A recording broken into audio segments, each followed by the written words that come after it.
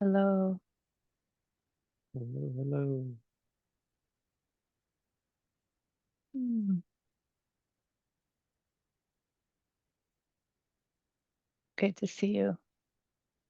Mm.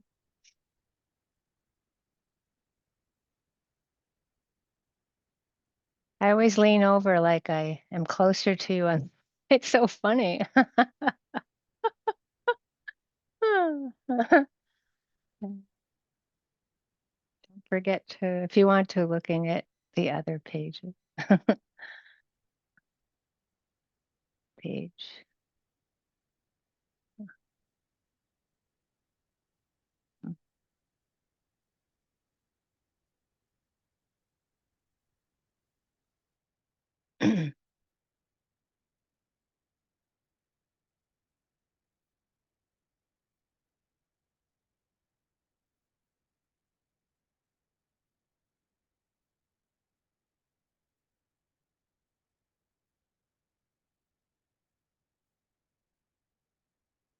So one of the most important things when we start the meditation, the formal meditation, is understanding the ability for our awareness to witness what's happening.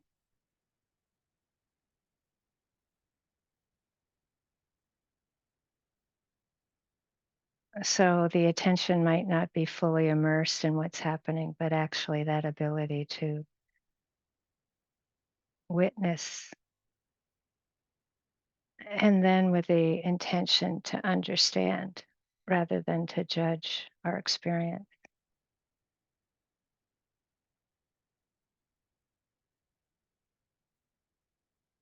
it's so beautiful because it's that shifting into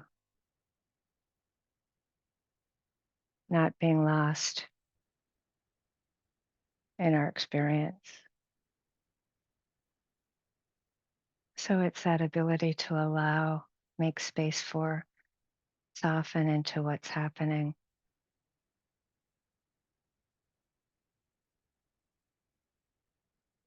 without the knee-jerk, conditioned reactions.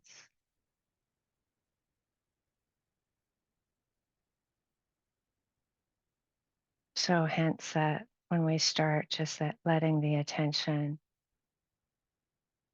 open and soften around our body and being aware, simply being aware of being, the awareness being with our sitting posture, like being with the wind or being with a tree,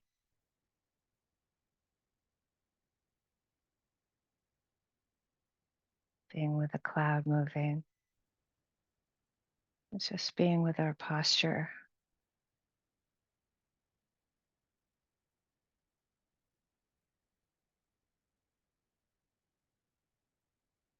and just noticing if there's a balance of uprightness,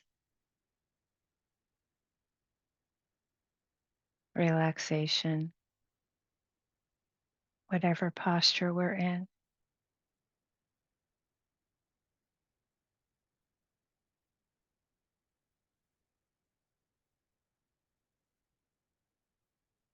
And of course, the motivation of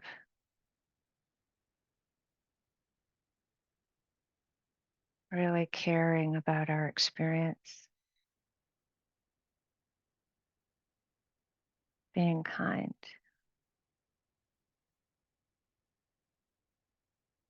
being interested in how things are happening just as they are without embellishment.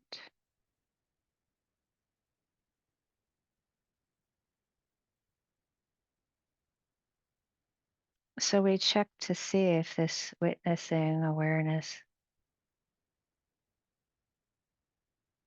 it's always checking to see if it has a kind of a cold observation,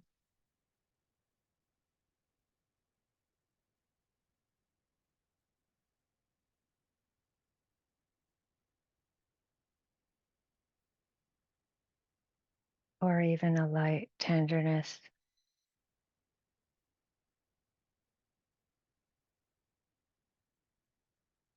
It's like holding a baby bird in our hand, moment by moment.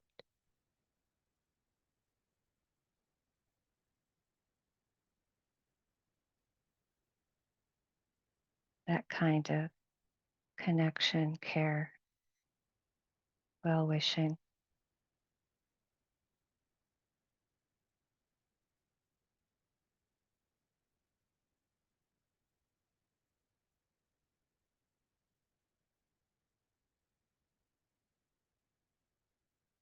And for some people, the shifting out of the being lost in the chatter of the thought process, it's helpful to open up the awareness to knowing we're hearing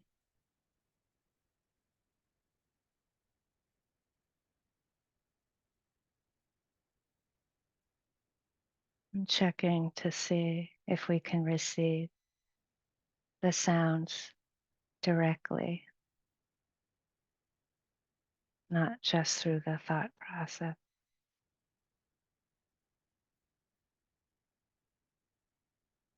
including the silence,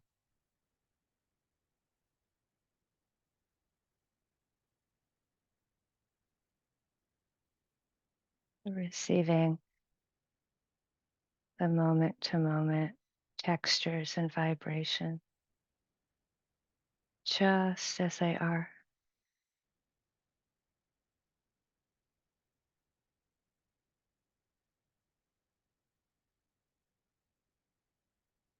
And this is where we will see that the thoughts about the experience will come and go.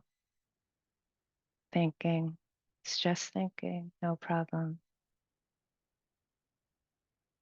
But then we return the attention to the direct experience.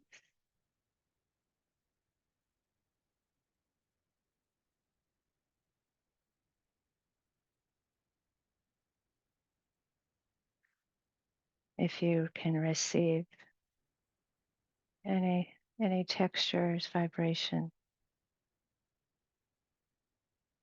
you see if you can stay with that till they disappear.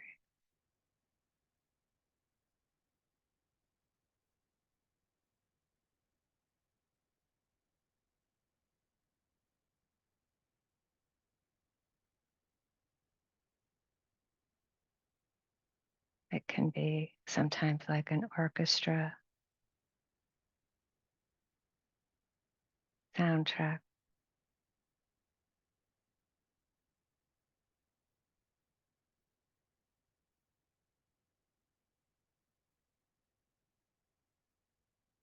Picking up a particular texture and staying with it till they end, like the sound of a car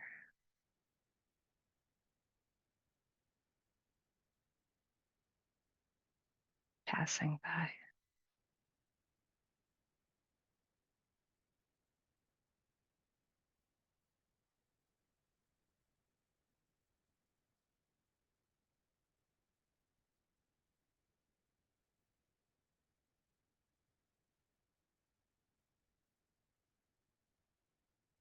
Pleasant, unpleasant, or neutral.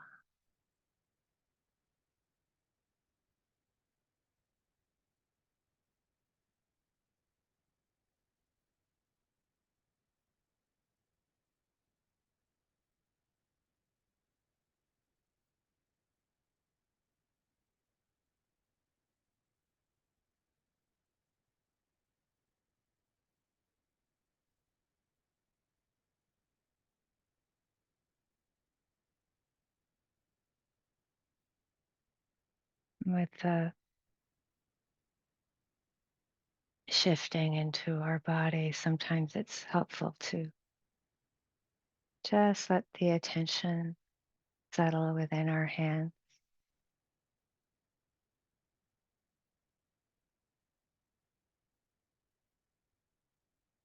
It's so interesting, the power of the visual image, which is a memory if our eyes are closed.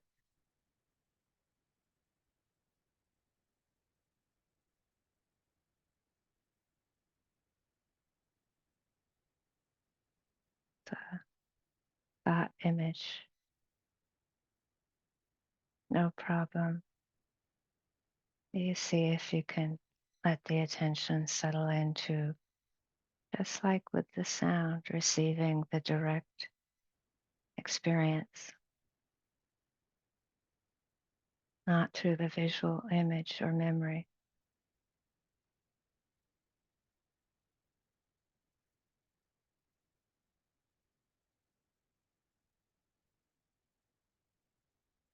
Receiving textures, vibration, temperatures.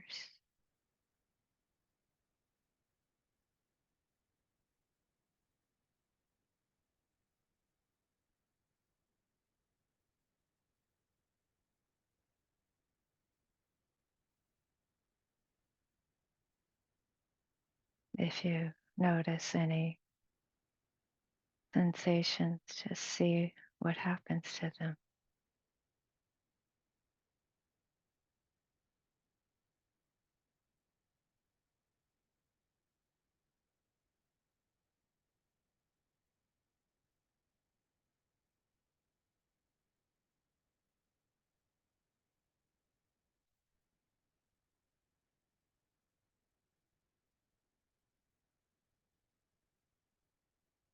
So what we call me or my hand, those are just words.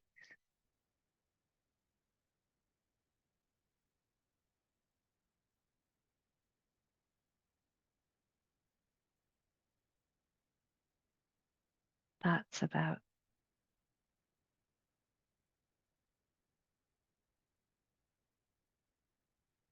warmth disappearing slowly.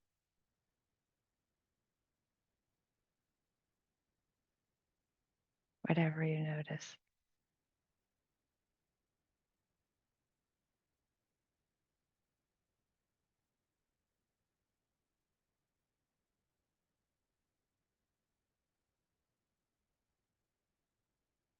And with the movement of the breath at the abdomen,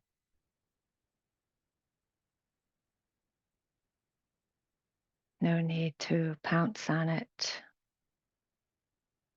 You can notice from an open awareness, or right with it as it's happening within it. Both are good practice.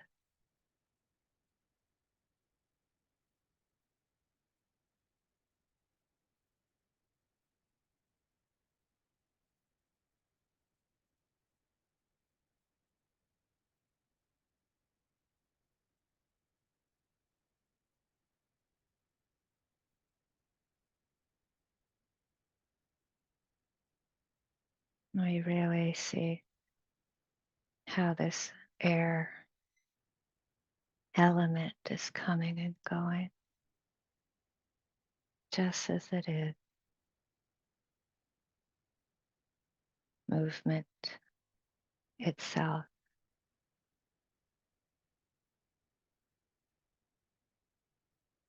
not my air, not my breath, just swells.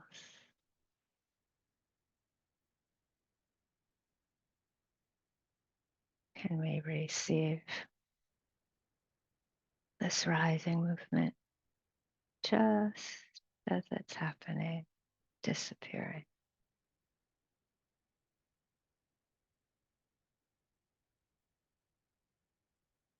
Falling movement, just as it's happening, disappearing.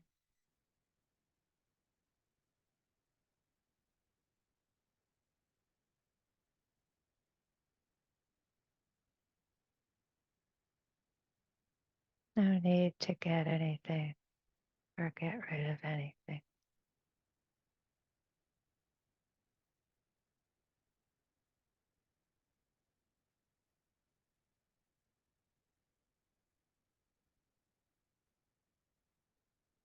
Or make it into something it isn't.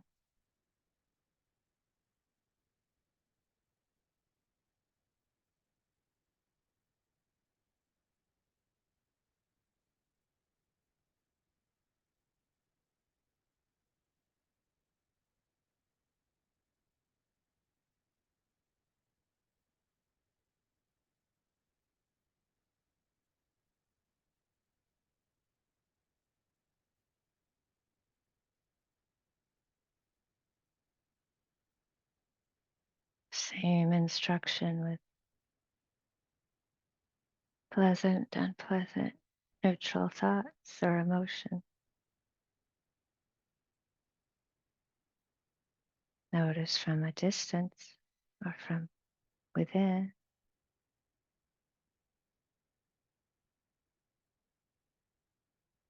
Not going through the thought process.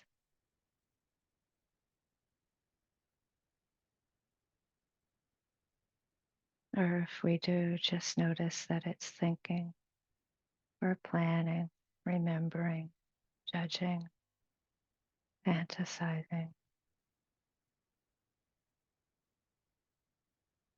Just like with air element, not me, not mine, not I, not personal.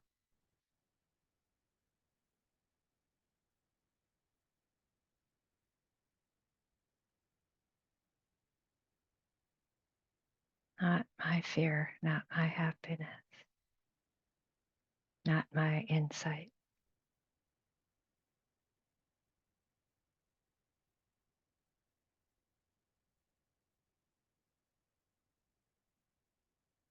This awareness,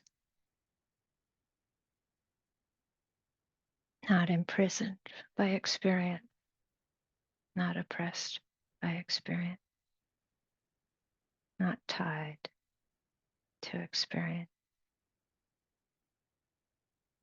The awareness free to explore life just as it is, moment by moment.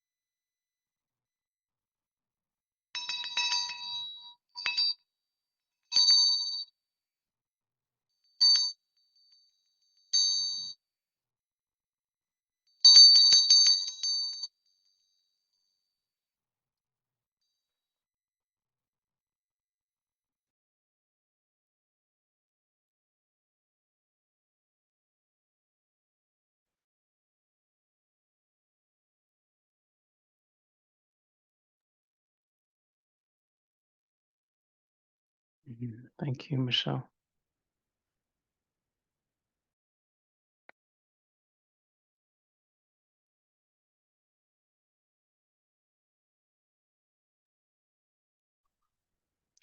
Mm. So we have some time today for questions if folks have them. But I thought I'd say just a quick word about our like group norms.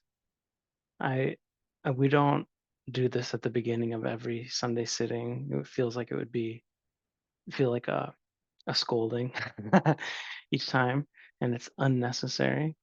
And I think our view, but sometimes I realize we could just a little reminder of, just sort of the basics here. And ultimately, our encouragement is to like look at how are other people behaving, and so are other people generally, are eating their dinner during the Zoom or doing yoga or driving around town or whatever, right? And it do people have clothes on? Like these are like normal, like just look around and see how other people are doing it and can gauge what feels appropriate to some degree based on what the general behavioral norms are. And don't stress about it too much. Don't worry about it. I will just turn off your video. I do that all the time. I don't need to make a big deal about it. But when I see things that are disruptive, I just make them go away. And that's don't pretend this is like a democratic space. Um, and that's the nature of this context. Um, so it's just like that sense of like keeping things contained. And we don't like banish people for like small infractions. So whatever. If there's questions, let us know. And so another thing is we no longer have like a group chat, but there is a chat button and function still there if you need to communicate with one of us directly, which is like about something technical, or it can be around different things. Of course, it's hard for us to manage that like a conversation on the side if we're also talking or presenting or something, but you can use that. Um, and then just kind of like as a reminder of when the time when it's a Q&A type situation, really the idea is that we're like engaging with people individually around or their practice around the path, right? The Eightfold Path. How might we help someone with their spiritual lives? And we sort of try to have a dialogue around that. But that really it's not an invitation to kind of comment on other people's situations or make suggestions or anything like that. Um, it's just not, that kind of space. The other thing I think, which has come up a couple times, but we also don't say all the time, but it's important to know, and we'll say it every so often, is that a reminder, as you know, when you log in, there's a little thing that's saying it's being recorded and these go out publicly on YouTube. But that if you bring something up that you feel like you don't want that to be public, you just let us know, and we can edit the video so that what goes on YouTube won't include it. It's definitely more work for me, but of course we'll do it. So just like we want people to know that, I think a lot of times people are sharing in a way that's like careful enough for their own lives to feel like you can share it without feeling like you're sort of something too revealing or something that might be too evocative for others. But that if it kind of plays out in a way that you'd feel more comfortable not having it be public, of course that's fine. And please let us know. We want to protect everyone, and then of course a lot of things are just useful to other people and people who watch these or who can't come to the Sunday sittings in person or miss them and want to be able to watch them. So there's a lot of value in people being open and vulnerable and kind of allowing for the exchange to happen in a more public way, of course. But that we also don't want to feel like if there's something you would like some help with, but you don't want it to be public, that there's like no vehicle for that. Um, so just that kind of reminder. Um, Michelle, anything Yeah, else? no, just more like a repetition of that. Um, we do our best to create a safe space, and we can't do it perfectly, but the intention is that, like so that um,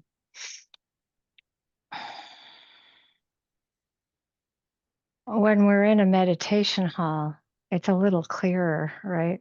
That it's a sacred place. And when we're in our living room or something, it doesn't necessarily feel the same way, but that's kind of how we hold it as a meditation hall. And we know that there's missing element in terms of people's, many people's desire for different kind of sense of community and interaction and kind of, we've recognized that we're limited in terms of what we're able to offer in terms of that. Um, last fall, and we did this bowl carving class, and I'll be starting that again in October and sending an email hopefully tomorrow about it. But the part of the idea was like wanting to be able to create a kind of different sort of space and context for different kinds of conversation, still with the Dhamma and practice and kind of craft art forms being a vehicle for a different kind of conversation. Um, so it's not like we aren't aware of that and wanting to be able to create more space for that to the degree that we feel like we can do it skillfully. Mhm. So along those lines, that we do have time now for questions. If anyone has them, about your practice, the instructions, um, talks, teachings we've given in the past, or just things that you're encountering that are exciting, wonderful, difficult, challenging, whatever questions you might have, whatever Boring. it might be, boring. Yeah, it was the most boring thing. Imagine what that would be, but because it's all just so fascinating, isn't it? If you have a question, you can go to the bottom of your Zoom screen there, and there's a button that says raise hand. You can click on that, and we'll know you have a question. Or you can type into the chat to us that you have a question, or you can wave your actual hands, and we'll get a sign of that.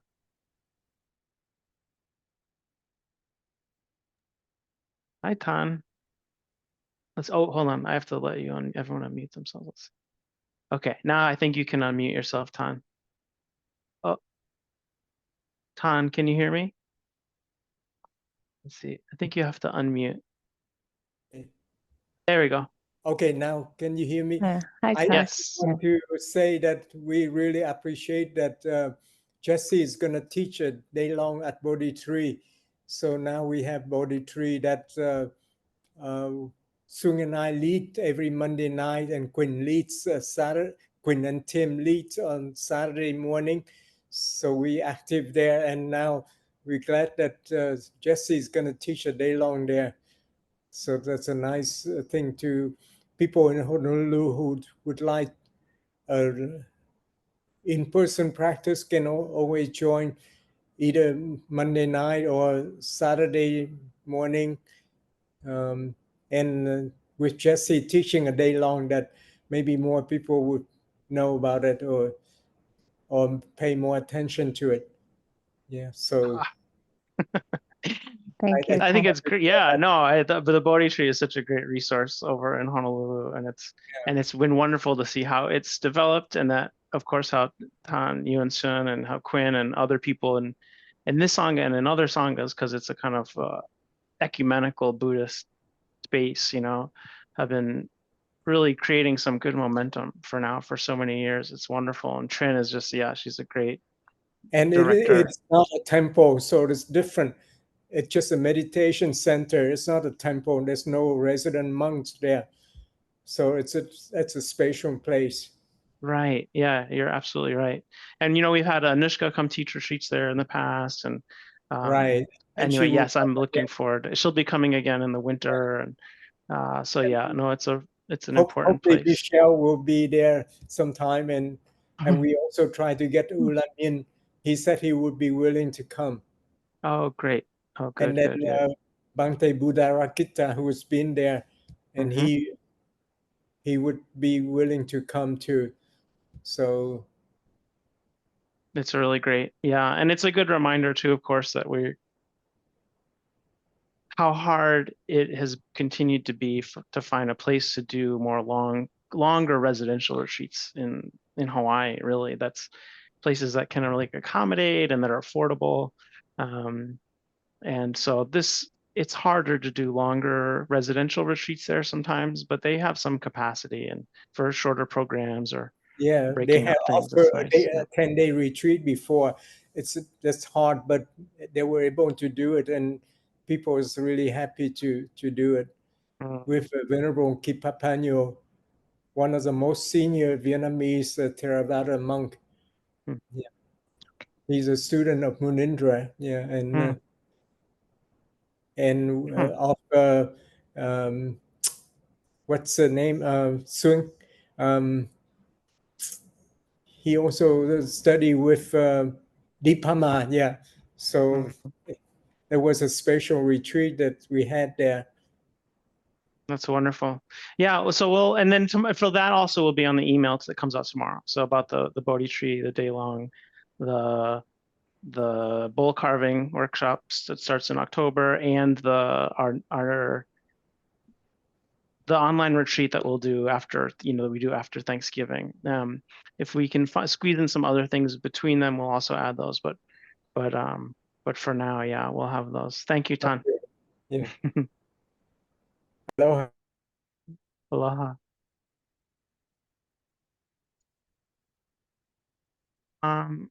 Let's see. This one just says iPhone, so I don't know who that is. Are you there? Hi. Hi, it's me, David Stein. Hi, David. Hi, David. It's very hot here in Tucson, Arizona, and my air conditioner broke, so I'm trying to zoom in on my phone. So it's a little different. Great. But anyway, I mostly just wanted to say a big thank you. This group has helped me navigate some really rough waters in the recent past. Specifically in my 60s, this week I'll turn 70, and I look forward to carrying on.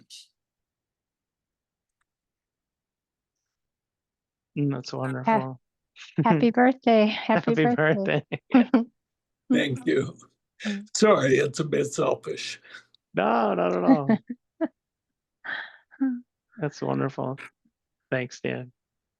Thank you, David. David, sorry. iPhone.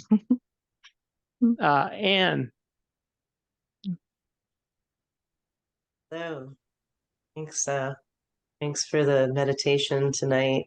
It's very inspiring. And I wanted to raise that 2 weeks ago, I think it was 2 Sundays ago, Jesse, you gave a talk, a very inspired talk that based on your trip to Europe and some grappling that you were doing around what's going on in the society today. And well, first of all, I assume it's out on YouTube because I think I need to re-listen to it to absorb a lot of what you were sharing. But I've been well, I've been struggling with this question of how to engage in what's happening in this world. I'm from Washington, D.C., and of course, I've been sort of avoiding the news, but it's a little hard to, what's happening in my city is just quite difficult to process and swallow. And I'm not there right now. I'm away for a while in a kind of my own little writer's retreat. But I'm grappling with not being there.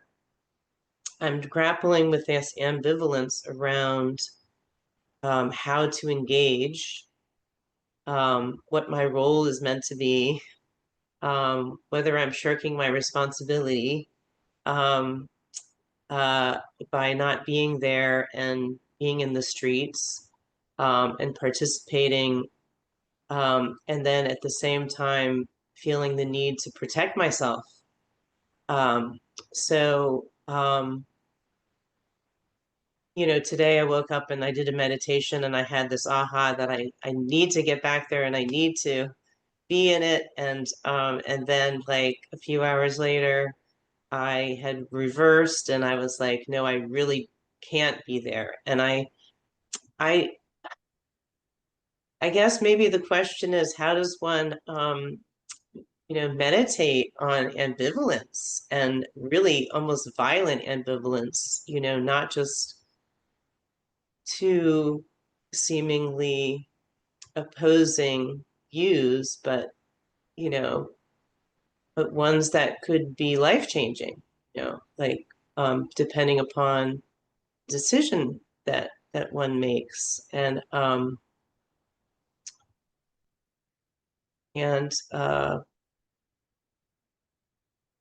I guess I that's the question. I know there's no answer again, but maybe how do we work with it? Jesse, if I can you hear me? If I gave you I don't think I can find it now, but that webinar I attended for if you are going to go, the protest, could we put it up somewhere? Yeah, okay. So I don't know where Anne went. I don't see you. There you are. Hi, Anne. But I just a few weeks ago I attended a webinar on if you choose to go to the streets, what you should know and what how you should prepare.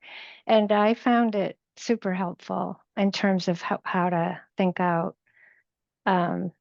attending to these things in terms of when you'd make a decision to go. So Jesse will put it up. I think you can hear I think it was an hour-long presentation on how to be safe. Yeah, and what I've done a lot of those. Okay, so yeah, and I've been at the White House during this. I have been. Okay, right. So I yeah. It's just my concern is that if your ambivalence is about feeling safe, is it? No, Okay. no, not as much. My ambivalence is around is this the role that I should be playing? Is this the best use of my time and my energy? And yes, of course, there's this question of courage and bravery, and yes, that's of course part of it. But I getting caught into the confusion of all of it and then not really being of service. Right. Right. Okay. Yeah. So I mean, I think we can kind of go through a few layers of this because I think I think for all of us, wherever we live or whatever we do, it certainly we will all have different ways where we respond to this. But it could be that if you decided to do something, it's really how much, right? Like it doesn't have to be, I'm going to do all of this or none of this. It could be that if you decided you wanted to do something when you get back, like it's really how much. Do you see what I mean? It could be once, it could be 10 times, but I'm kind of hearing from you clearly you have been called to show up a bit in that way. And I guess I just wouldn't think of it as too much as black and white All thinking or as much. nothing. Yeah. Yeah, like that's what I'm hearing is maybe underneath the ambivalence is that it doesn't have to be like that. It can be, sorry, just enough. I like that. Takes a little of the pressure off. Yeah, because I hear that pressure in your voice and your personally, I'm sort of taking the view of the long haul, or like being in this for the long haul. It's like being in this being in our lifetime to be fully liberated. At a certain point, you have to kind of assess, well, what does that mean for one? And it's a long haul.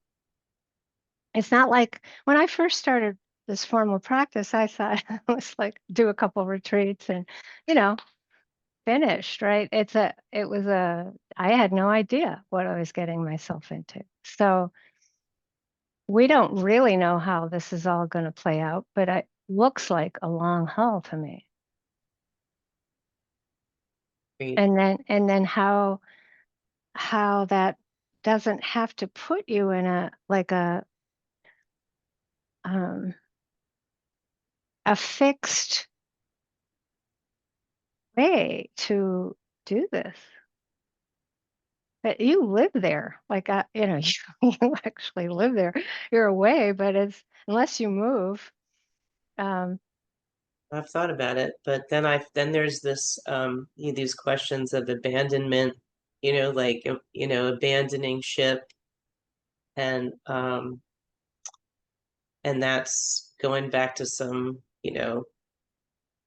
it's my childhood home. I was born and raised in that city, so I mean there's a lot there that feels fraught, and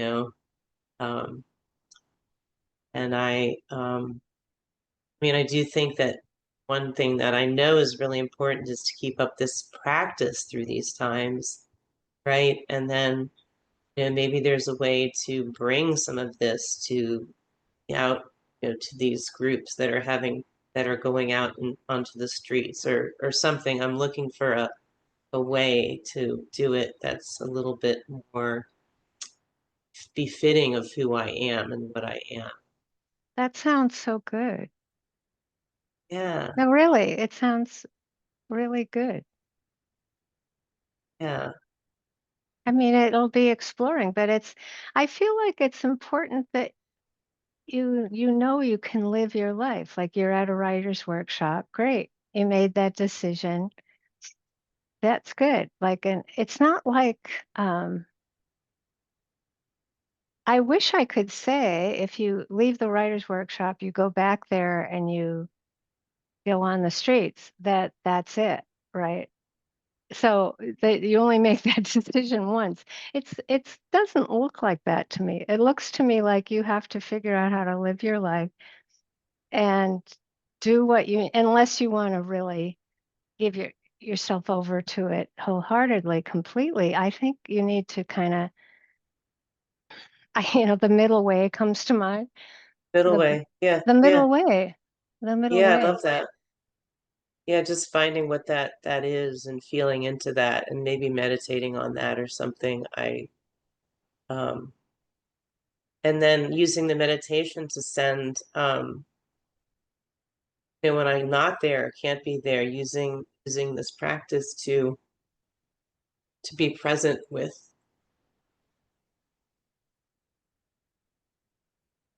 what's happening. Yeah, it's so painful what's happening. Yeah, and it's good to get away. It's good. It's so painful, but it's like even with the meditation, you can see the instructions are so much getting out of the fray, get out of the fray, get out of the fray. You can't see clearly if you're in the fray, and we need more and more help to really do the practice well, to get better at it, to get stronger and stronger through this process, which requires digging deep and going for the formal practice too, right? So that you can go back home and like keep your practice going and go in there and see what happens and then step out. And you can do that within your home. You can do that when you move away from it, but it's definitely for most people, it's going to be a middle way. Yeah.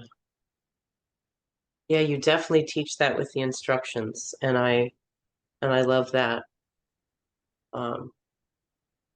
To away if it's too painful and go to loving kindness or go, yeah, I can see that really being applicable in this situation. And it's really great. You want to get out there at times. Like that's noble too. It's really important to listen to what feels right. So that's all I can say is keep listening and exploring. And you actually sound like you've got a right attitude, but just like clearly,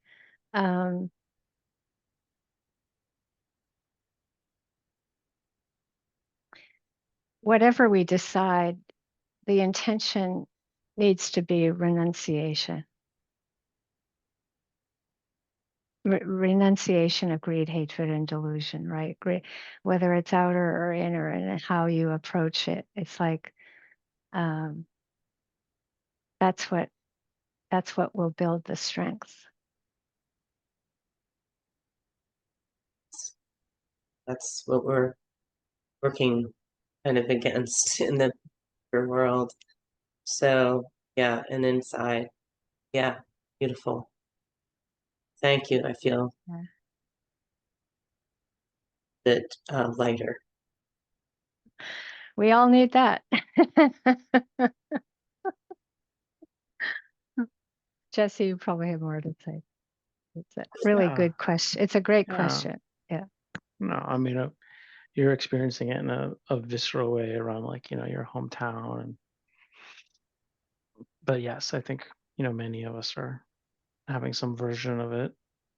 I mean, I guess you just have to get that, that whatever course you take will have its consequences.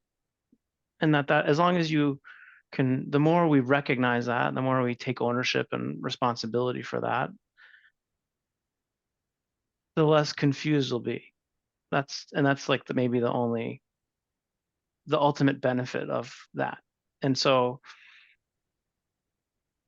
if you really withdraw and pull back and really disengage, just to know that that's in our view, that's like a totally legitimate path to take, right? Which is like why we have the Dhamma, is because people have done that for thousands of years. If they hadn't gone into caves and really been renunciates from society, like we wouldn't have this. So there's a value to that. And the value is not very specific, right? And so that it's limited, but it has a lot of value. But then it's like we also don't want to delude ourselves into think it's like, well, if you're going to really seclude yourself, then have it be about practice, not just avoidance of society's dukkha, right? Because there's of course plenty of ways of engaging where you're not even cultivating one's own spiritual life, and so that of course we wouldn't encourage. You have in terms of like the talk that I gave a couple weeks ago, right? It's like, okay, you have the sense of how do we engage, but in a way that's still really like connected to our values and the kind of cultivating certain qualities of mind and trying to sort of like supersede what we're being kind of inundated with, right? So that hatred is coming towards you, you respond with love, right? Uh,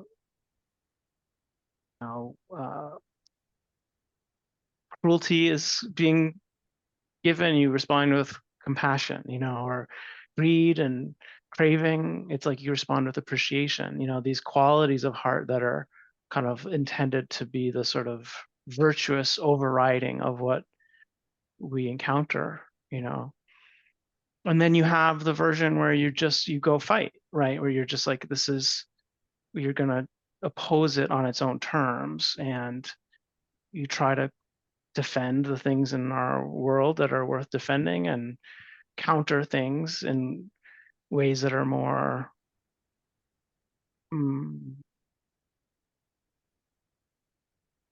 on the terms in which they're offered, right? And that's also a legitimate like approach to oppression, and so it's not, it's like, but it will have its consequences, right? And that side of things will tend to have the most consequences in terms of not being able to cultivate your equanimity and your compassion and your loving kindness, right? Because it tends to involve constant altercation, right? Whether it's actual physical violence or just fighting, right? And the struggle, that it's going to be the hardest to maintain the the equipoise and the cultivation of these sort of Dhamma qualities. So it's like, as long as you know what you're doing, then you won't be confused. And that is probably you will never know what the outcome is going to be of any choice. You can't, that's like, you can't control that, but you won't be surprised when certain outcomes are more likely than others, I guess I would also just say we're in a time in particular where being present in a place matters on some levels and doesn't necessarily matter on many levels in terms of how you can choose to be involved and what your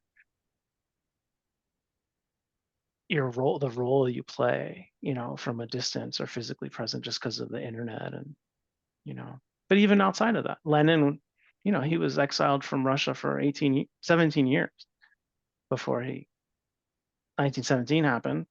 And he showed up and he had, been working. It wasn't like he stopped.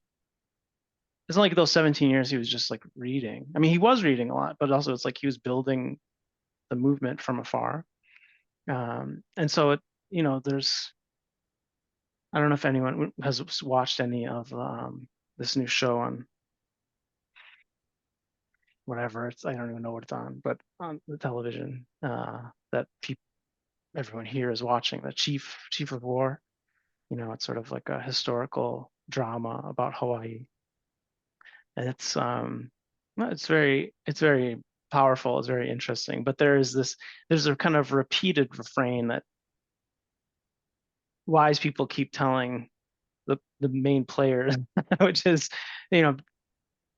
being indecisive is going to hurt you and hurt everyone around you. And I'm not sure that that's like necessarily it's not necessarily like a Dhamma perspective, but it's very interesting to hear that sense of like your indecision is going to hurt yourself and hurt the people around you.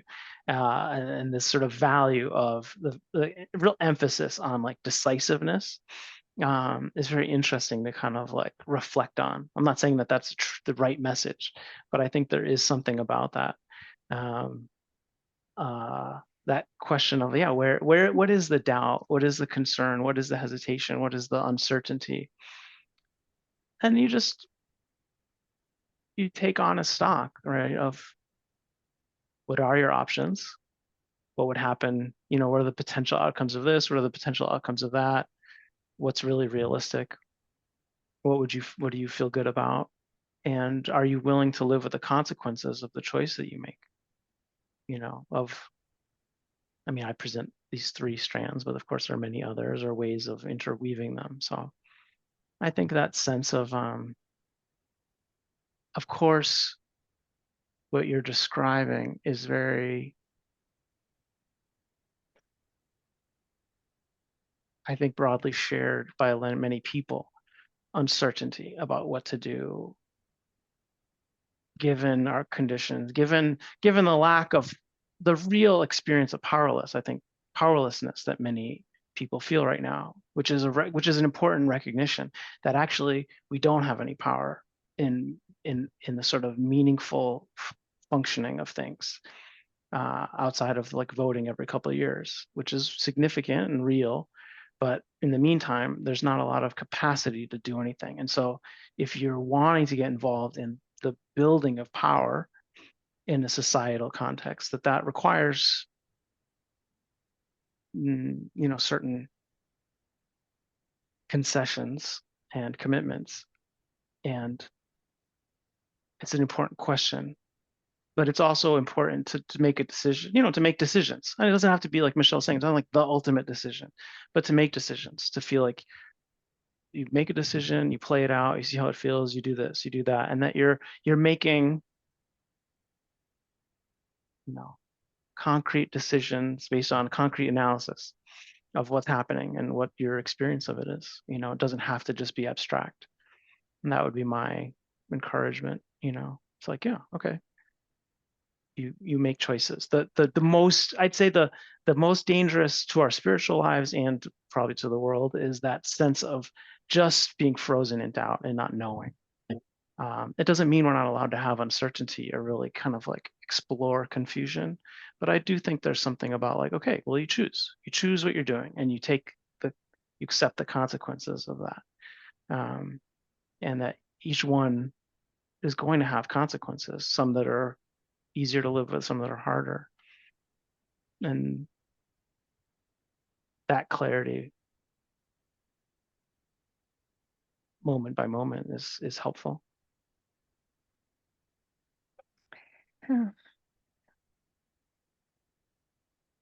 That resonates. I don't want to sit in ambivalence for too long. It can really be an energy drain, Right. Yeah, I think I'll just add into this. I think there is, I'll try to say it maybe more clearly, but it's like it's an interesting metaphor that keeps coming up for me. But I did a course many, many years ago on if you're physically attacked as a woman, what to do. And there was part of it was like knowing when to stay still and not do anything, but strengthening oneself for when you do something. And that, like, I think that, like, if you're thinking about actually standing up to something, then that's really important. But like what we're saying is all of it's important. It's like if you know that you are like practicing at home, knowing that you're strengthening yourself where you're not getting caught up in greed, hatred, and delusion, that's a huge contribution. But it also can be that one is strengthening to actually make a move when it's clear, right? It's not so helpful to just be flailing about, but it's like really, I think what's hard for so many people right now is that it is a sense of like knowing when to move, and that like I don't think that is going to stay unclear, unfortunately. I just think it's going to get clearer and clearer where we might want to place ourselves if we do, right?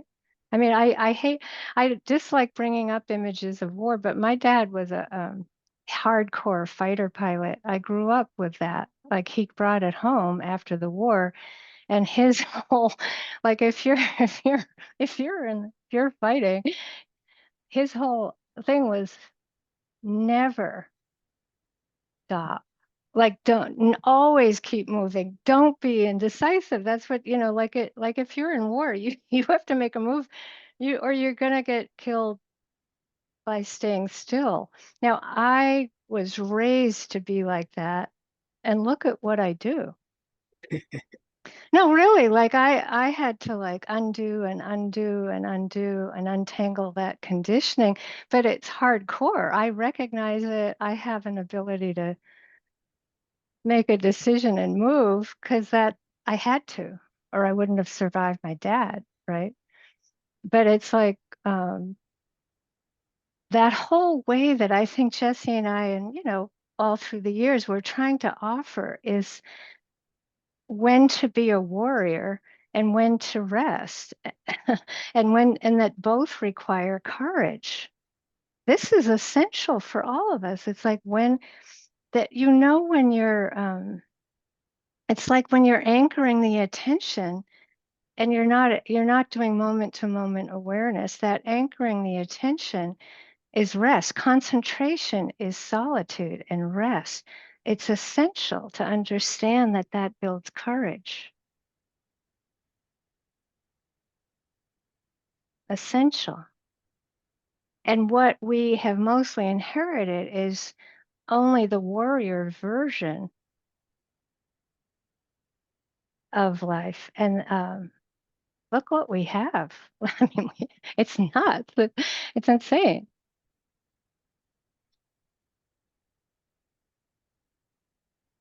So yeah, the decision to build courage a certain way because it would be unwise, or I would say stupid, to act is really important. Yeah. Yeah, the flailing around is I worry about that when I'm out in some of these, these rallies, that there's a lot of that happening, and I can't get swept up in it, right? Good. Play a Yeah. role, but this practice can help me be present into something like that in a way that will protect me. Bravo. Well, thank you. I'll keep you posted. I guess I want to just add, we just have no idea. It's like you do the best you can. You make the decisions you can based on context you're in and the information you have and your instinct, and we have no idea. There was a great film a couple of years ago called Argentina 1985, and it had to do with like the fall finally of it's like another long dictatorship, and the basics of it, I'll just say, is like that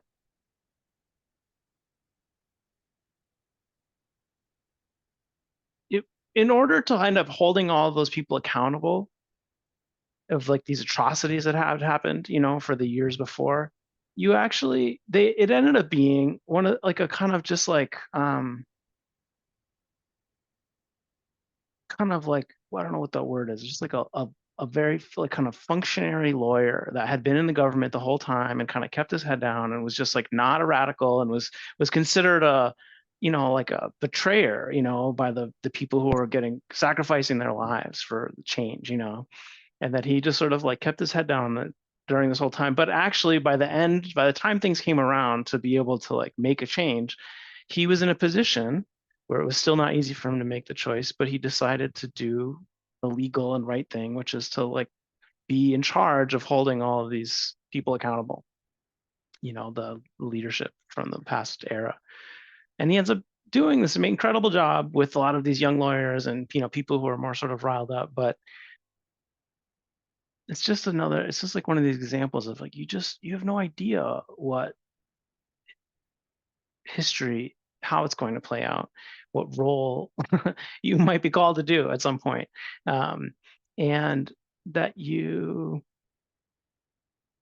make the best choices you can based on what you have access to in the moment, and that there has to be something in that we trust, right? That ultimately we have to be able to feel like we're not making choices just based on external pressure or just ideology or just like, but that like it's a and that this takes time. I mean, it's like, yes, we don't want to get stuck in the disorientation of it all, but at the same time to understand that it's a careful process of coming to trust our choices which doesn't mean we don't still have doubt or that the consequences of those aren't painful at times because of what we've committed to and what we're having to let go of. But that is an important process. Yeah. And I think of Michelle's put in the effort and let go of the result. That got me through the Peace Corps. You know, Right. that's just such a, because you know, these efforts that are happening, there's just we're up against so much that you can't predict whether you're going to have an impact or not, you know, but doesn't mean you shouldn't do something. Right. You know, and I think that Yeah. that's where the soul, in the late 60s, early 70s, for those of you who do know me, I had to do so much soul searching to like find where I was going to place myself in all of it. And I think that this is another one of those times. And it's just so important to know who we are in relationship to it all, that we don't, it's not a cookie cutter response. I think Jesse's example of the guy who like was kind of very unpredictably did so much good.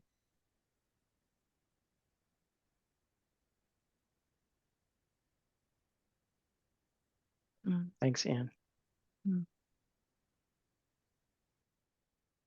Robin, you saw that if you're still here, hand was up. Yeah. Yeah, there you are. Do you still have Yeah. a question? Oh, can't hear you. Can you unmute there? Can you hear me? Yep. Okay. Basically, no, I was wondering about the dates for the retreat at the Bodhi tree. and I just found out. Okay. Yeah. I mean, I was gonna say probably the wrong thing. September. yeah, and I miss talking to you. I miss talking to Michelle. And I'm shy.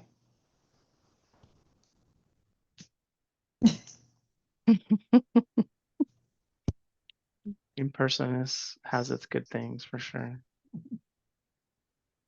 I Thank you for everything. oh, of course. Well, I noticed when you teach in person, the thing that is like you can't replicate it anywhere, not just online, but in the world. It's like to be in a room, like a big room of quiet yogis is there's just nothing like that, you know. That's right. Yeah. well, I still miss Palolo, so there you go. That's a long time ago. Yes. Oh, it's still there. Yes. Good memories, though. Very good. I have them. Thank you. Elena? Hi, Hi, Elena. can you hear me okay? Hi. Okay. I'm trying to figure out exactly what my question is. So maybe I'll just say a little bit about what I've been working with. It's funny because the last time I asked a question here, I had just had a baby and I was asking about practicing with like newborn, like in that experience of being a parent at that time. And now I'm asking again because I'm about to go back to work and send my son, who I've been with like a large part of every day since he was born, to school, or not school, it's, you know, daycare.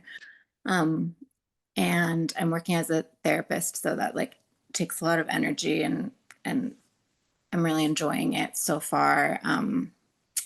Anyway, so there are things about this transition that I think will be really good for me and my practice, and I'll have like more resources for myself and for other things. And then I have so many feelings of like anxiety and fear about the separation and about how much I should be providing for him in terms of just my presence, which I feel like has been really protective for him. You know, he's really little. So I just know that in the coming weeks, like I'm going to have a lot of feelings about that. And I'm sure there's so many parents here who can just relate to that on a basic level. And I'm just sort of what I'm wanting to do is like, I know he's going to have a hard time with it too. And I want to be able to help him with those feelings, like without my guilt about it getting in the way or anyway. So I don't know if there's a question in there, but just any reassurance or guidance, like on how to get through this moment. And how old is he? He's 2.5. Mm.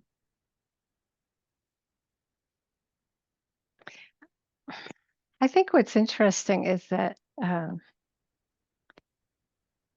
we've all been through that in one way or other as a kid, right? Like whether we were 4 or 3 or 2 or 5, but it's like not everybody remembers it. I remember it. I have a really vivid memory, but it's like, but I also remember when I dropped off my oldest niece, and she went off in the bus, this little thing, but like, it's really hard. It's just super hard. I don't, you don't want to, being a mom at this time in the culture, there's so much expectation of what you should be. And if you're trying to do what you're doing, it takes so much inner strength to just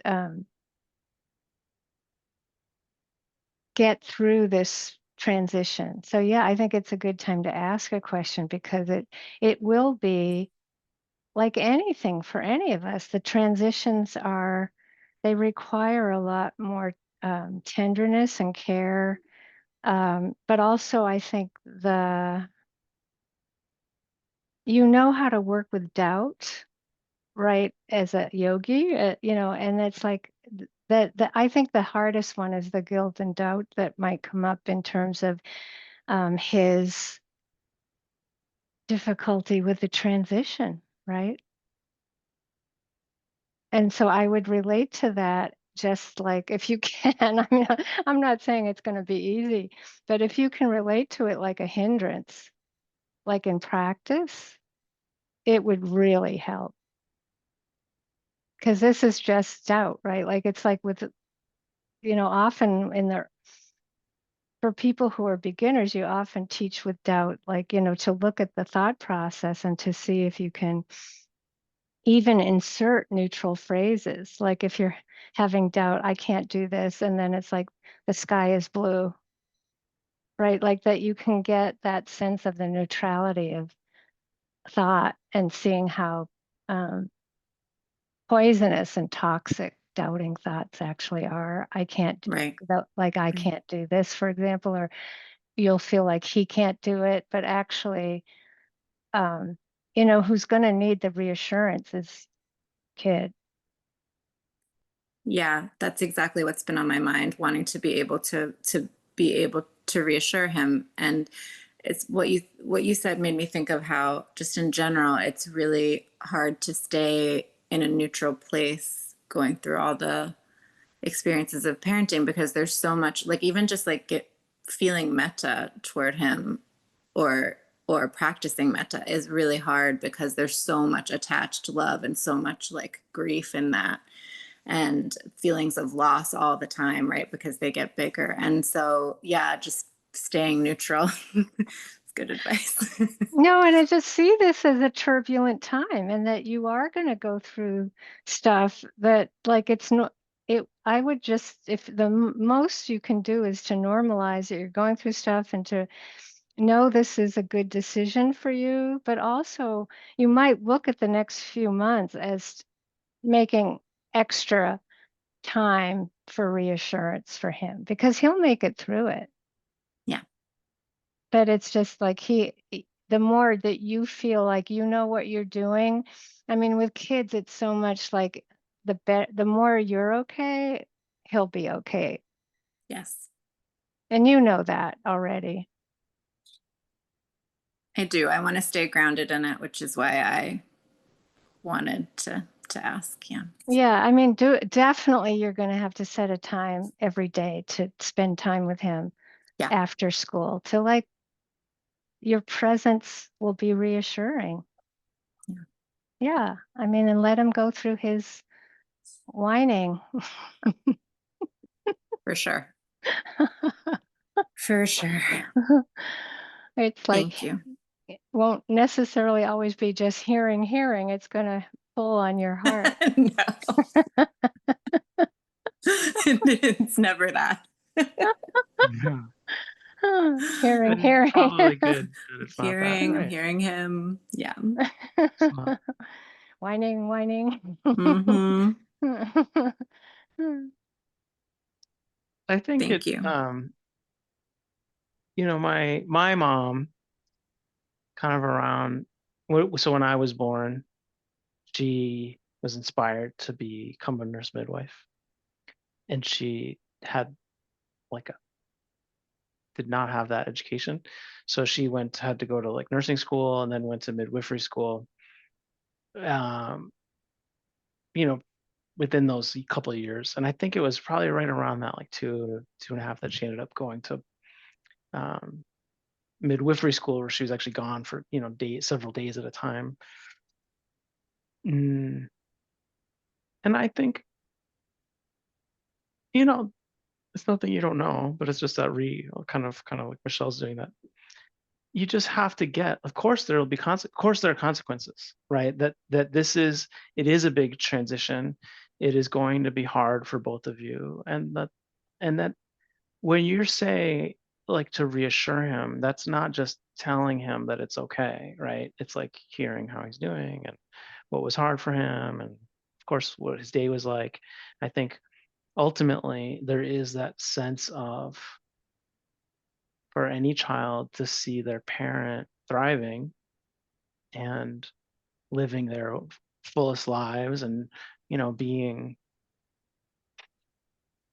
having a sense of like, yeah, dignity in their work and in their calling, and that's a good thing for any kid to have, of their parent, right? And there can, of course, there can be a downside for a parent, many downsides for a parent not to have those things, right? Not to have a sense of themselves outside of this bond and this relationship.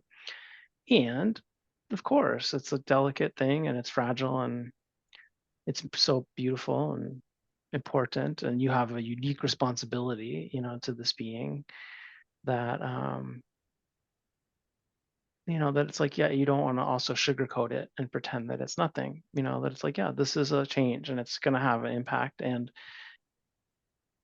like anything, there's going to be parts of that impact that are hard and parts of it that are also wonderful. And I think not losing sight of that, when you're in the doubtful places, that it's like sometimes those things are real, right? That he will miss you, and it's hard to know how he'll interpret some of it. And you can do a lot of repair, like Michelle's saying, if you have the capacity to do it every day, or whatever other free times you might have.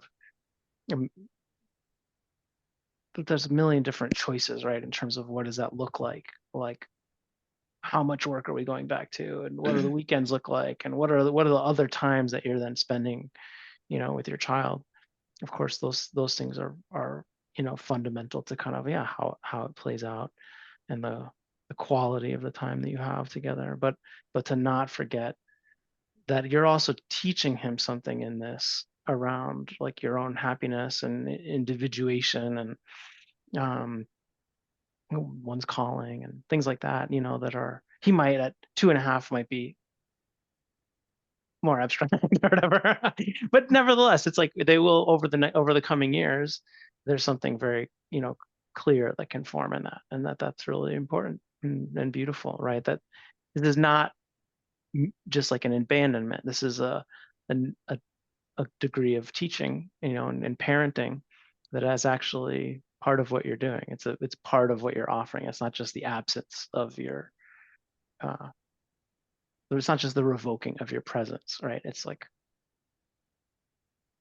that sense that we have of people who go on retreats, right? Or people and our loved ones and our families for a long time, they may not understand, like, why do you need to go on retreat? Like, why do you have to go do this other thing? Like, don't you love us or whatever, And then,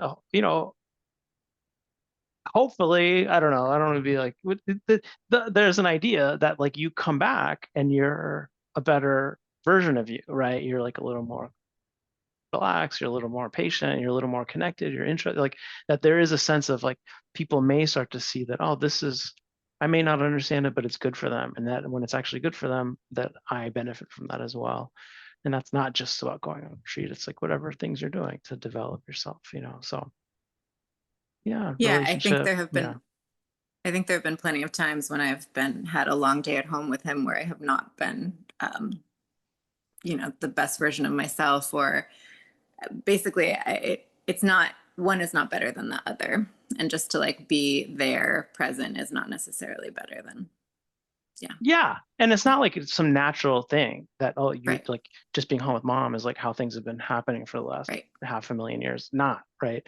Actually, it's very isolating. It's like too confined. And so the way that we actually bring other social dynamics in are like, oh, actually going to daycare or having other people around. And so, yes, it's to not romanticize this idea that there's beautiful things in having something very pure and connected on that, you know, way. And you're not breaking some like fundamental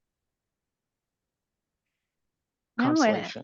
yeah, I think it's super important again it's kind of like we were talking about with Anne, but it's like there's no cookie cutter way we should be a mom.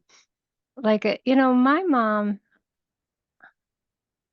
I think it was so hard for her to be a mom, and she couldn't deal with it. And she, you know, she would have preferred to be playing saxophone at a bar, smoking cigarettes and drinking. Like that was her. And it was just an impossible situation for her.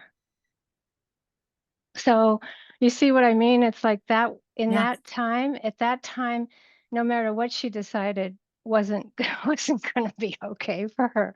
Like it just, her making that kind of a decision, forget it, right? Like, so she didn't do anything for herself, and it was horrible, and it wasn't a good model, to say the least. But it you know, but it taught, of course, everything can teach us something. But I think it really is a time where for everybody, it's that sense of, can we listen to what is right for us and try to do it to our with the least amount of harm. And of course, as Jesse says, there's always going to be ups and downs in our decisions. It's like we can't make them perfectly where we feel like we're not hurting somebody sometimes. Yeah. And that's hard. It's like eating, you know, no matter how much you try not to kill, somebody's killing to get that carrot to you, right? Like it's like there is that level where you try to, in this practice, you're trying to the best with the least amount of harm, understanding that there's going to be harm, right? That's hard. Yeah, it is. So good luck. Thank you. Yeah, really good job. You're doing, you know, you're listening. Congratulations. That's great. Yeah. Thanks. I appreciate it. Mm.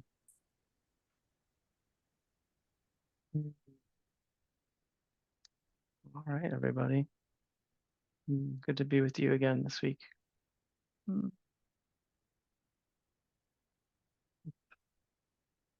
Keep taking care of yourselves and practicing. Yeah.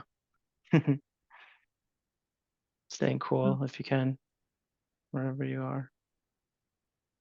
I hope to see you next Sunday. Sunday. Take care, everyone.